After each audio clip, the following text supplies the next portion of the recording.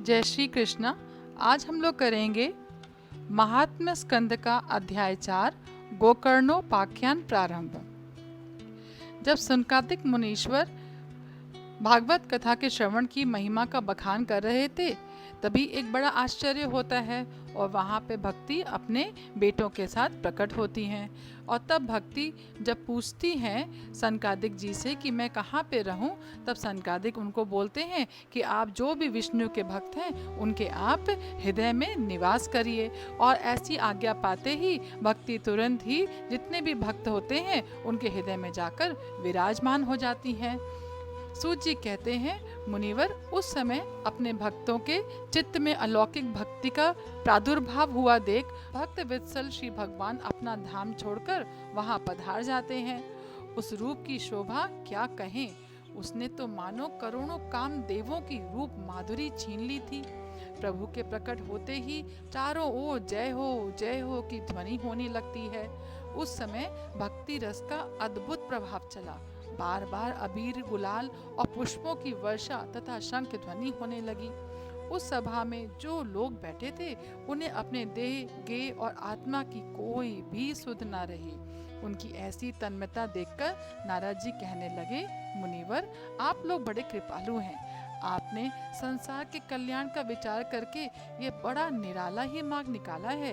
आप कृपया यह तो बताइए कि इस कथा रूप सप्ताह यज्ञ के द्वारा संसार में कौन कौन लोग पवित्र हो जाते हैं।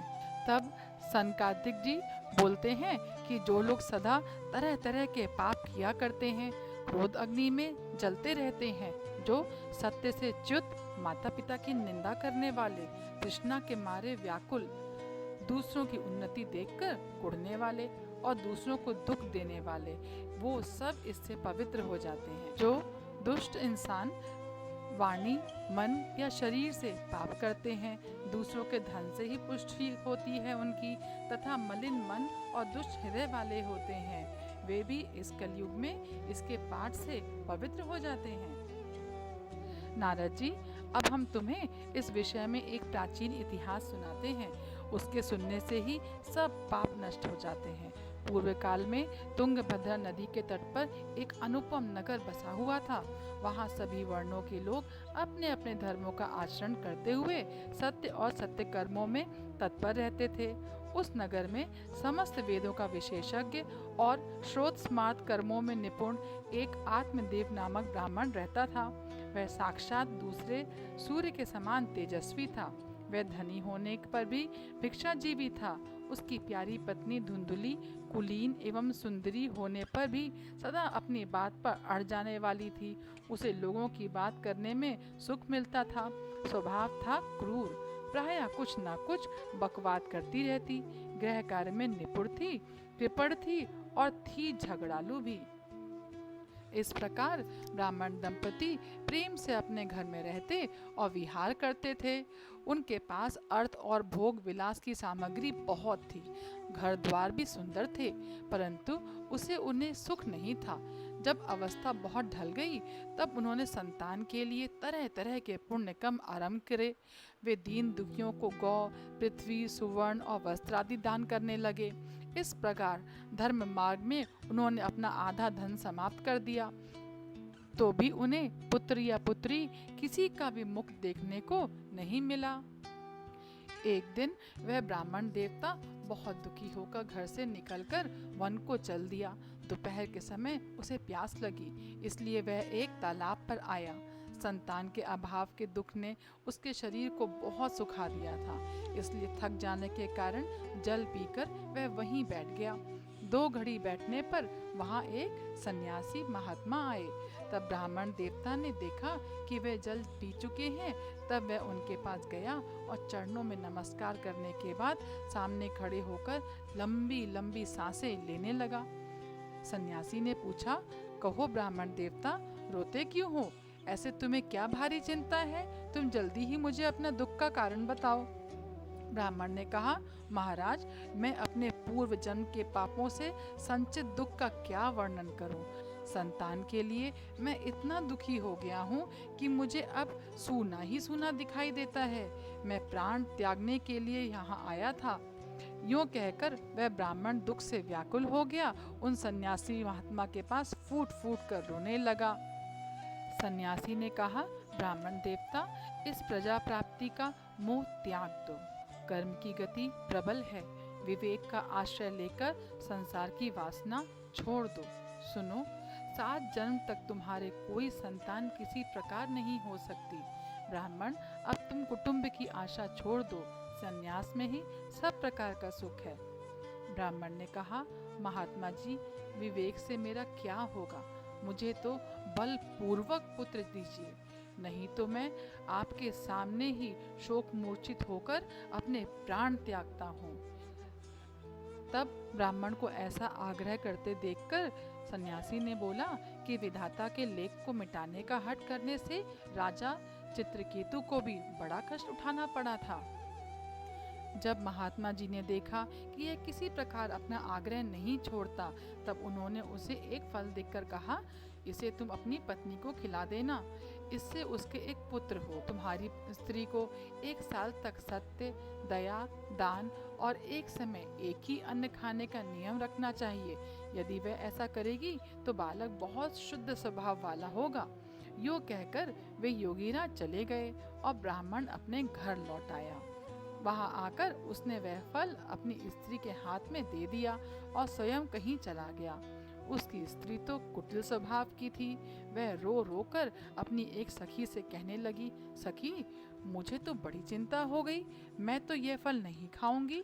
फल खाने से गर्भ रहेगा और गर्भ से पेट बढ़ जाएगा, फिर कुछ खाया पिया जाएगा नहीं, इससे मेरी शक्ति क्षीण हो जाएगी। तब बता, घर का धंधा कैसे चलेगा? और देववश यदि कहीं गांव में डाकुओं का आक्रमण हो गया तो गर्भिणी स्त्री कैसे भागेगी? और प्रसव काल के समय अगर बच्चा टेढ़ा हो गया तो फिर प्राणों से भी हाथ धोना पड़ेगा। यो भी प्रसव के समय बड़ी भयंकर पीड़ा होती है। मैं सुकुमारी, भला यह सब कैसे सह पाऊंगी?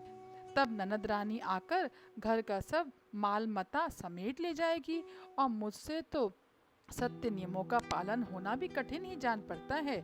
जो स्त्री बच्चा जनती है उसे उस बच्चे के लालन पालन में भी बड़ा कष्ट होता है। मेरे विचार से तो वंध्या या विधवा स्त्रियां ही सुखी हैं। मन में ऐसे ही तरह तरह के कुतर्क उठने से उसने यह फल नहीं खाया। और जब उसके पति ने पूछा, फल खा लिया? तब उसने कह दिया, हाँ खा लिया। एक दिन उसकी बहन अपने आप ही उसके घर आई। तब उसने अपनी बहन को सारा वृतांत सुनाकर कहा कि मेरे मन में इसकी बड़ी चिंता है, मैं इस दुख के कारण दिनों दिन दुबली होती जा रही हूँ। बहन, मैं क्या करूँ? बहन ने कहा, मेरे पेट में बच्चा है, प्रसव होने पर वह बालक मैं तुझे दे दूंगी। तब तक तू गर्भवती के समान घर में गुप्त रूप से सुख से रह। तू मेरे पति को कुछ धन दे देगी तो वह तुझे अपना बालक दे देंगे। हम ऐसी युक्ति करेंगे कि जिससे सब लोग यही कहेंगे, इसका बालक 6 महीने में होकर मर गया और मैं नित्य प्रति तेरे घर आकर उस बालक का पालन पोषण करती रहूंगी। तो इस समय इसकी जांच करने के लिए यह फल गाय को खिला दो। ब्राह्मणी ने जो जो उसकी बहन ने कहा था वैसे ही किया। इसके पश्चात समयानुसार जब उस स्त्री के पुत्र हुआ, तब उसके पिता ने चुपचाप लाकर उसे धुंधुली को दे दिया और उसने आत्मदेव को सूचना दे दी कि मेरे सुख पूर्वक बालक हो गया है। इस प्रकार आत्मदेव के पुत्र हुआ सुनकर सब लोग बड़े आनंदित हुए। ब्राह्मण ने उसका जात कर्म संस्कार करके ब्राह्मणों को दान दिया और उसके द्वार पर गाना बजाना तथा अनेक प्रकार के मांगलिक काम करे। धुंधली ने अपने पति से कहा कि मेरे स्तनों में तो दूध नहीं है, फिर गौ आदि किसी अन्य जीव के दूध से मैं इस बालक को किस प्रकार पालन करूंगी? मेरी बहन के अभी बालक हुआ था, वह मर गया है, उसे बुलाकर अपने यहाँ रख लें तो वह आपके इस बच्चे का पालन पोषण कर देगी। तब पुत्र की रक्षा के लिए आत्मदेव ने वैसा ही किया तथा माता धुंधली ने उस बालक का नाम धुंधुकारी रखा। इसके बाद 3 महीने बीतने पर उस गाय का भी एक मनुष्य आकार बच्चा हुआ। वह सर्वांग सुंदर, दिव्य, निर्मल तथा स्वर्ण का कांति वाला था। उसे देखकर ब्राह्मण देवता को बड़ा आनंद हुआ और उसने स्वयं ही उसके सब संस्कार करे। इस समाचार से और सब लोगों को बड़ा आश्चर्य हुआ और वह बालक को देखने के लिए आए। देखो भाई, अब आत्मदेव कैसा भाग्य उदय हुआ है। कैसे आश्चर्य की बात है कि गौ के भी एक दिव्य रूप बालक उत्पन्न हुआ। दैव योग में इस गुप्त रहस्य का किसी को भी पता न लगा। आत्मदेव ने उस बालक के गाय जैसे कान देखकर उसका नाम गोकर्ण रखा। कुछ काल बीतने पर वह दोनों बालक जवान हो गए। उनमें गोकर्ण तो बड़ा पंडित और ज्ञानी हुआ, लेकिन तू धुंधकारी बड़ा ही दुष्ट निकला और उसने गलत आदतों में पड़कर धीरे धीरे करके सारी संपत्ति का स्वाहा कर दिया। तब उसके पिता फूट फूट कर रोने लगे और बोले, इससे तो इसकी माँ का बांझ रहना ही अच्छा होता। कुपुत्र तो बड़ा ही दुखदाई होता है। अब मैं कहाँ रहूं, कहाँ जाऊं? मेरे इस संकट को कौन काटेगा? हाय, मेरे ऊपर तो बड़ी विपत्ति आ गई। इस दुख के कारण अवश्य मुझे एक दिन प्राण छोड़ने पड़ेंगे। उसी समय परम ज्ञानी गोकर्ण जी वहाँ आए और उन्होंने पिता को वैराग्य का उपदेश करते हुए बहुत समझाया। वह बोले, पिताजी, यह संसार असार है। यह अत्यंत दुख रूप और मोह में डालने वाला है। पुत्र किसका, धन किसका? स्नेहवान पुरुष रात दिन दीपक के समान जलता रहता है। सुख ना तो इंद्र को है और ना चक्रवर्ती राजा को ही। सुख है तो केवल विरक्त एकांत जीवी मुनि को। यह मेरा पुत्र है, इस अज्ञान को छोड़ दीजिए। मोह से नरक की प्राप्ति होती है। यह शरीर तो नष्ट होगा ही, इसलिए सब कुछ छोड़कर वन में चले जाइए।